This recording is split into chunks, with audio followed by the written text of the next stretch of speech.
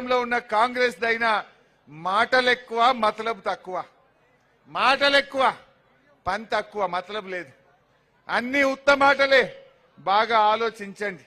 ఇవాళ వచ్చే జూన్కు తెలంగాణ వచ్చి 10 ఏళ్లు కాబోతా ఉన్నది. ఇంకా రాష్ట్ర విభజన సమస్యలు ఉన్నాయి.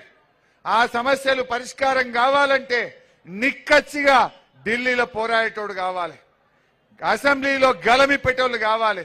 ఈ కాంగ్రెస్ వాళ్ళు బీజేపీ వాళ్ళు గెలిచిండ్రనుకో ఉత్తయ్య దిష్టి బొమ్మలు లెక్క ఉంటారు. మన వెంకట్రామరెడ్డి గారిని గెలిపియండి. ఈ తెలంగాణ హక్కుల కోసం పార్లమెంట్ లో గలమెత్తుతాడు, పోరాడతాడు, తెలంగాణ హక్కులు కాపాడగలుగుతాడని చెప్పి నేను మనవి చేస్తా ఉన్నా. రేపు నేను కూడా అసెంబ్లీలో కొట్లాడాలన్నా వద్దా? మీకోసం నేను కొట్లాడాలన్నా వద్దా? మరి నేను కొట్లాడాలంటే వెంకట్రామరెడ్డి గెలవాలి. ఎందుకు ఈ మాట అంటున్నా?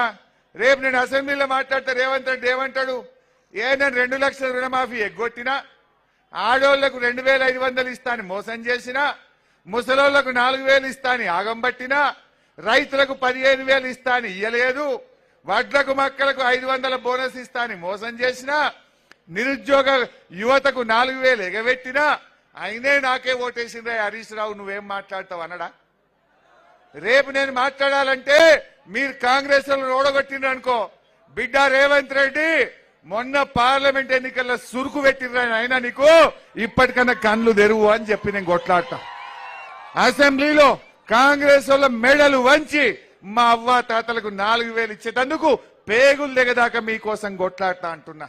మా అక్క చెల్లెలకు 2500 ఎట్లా ఇయ్యడో గట్టిగా కొట్లాడి అవి వచ్చేటట్టు చేస్తాం.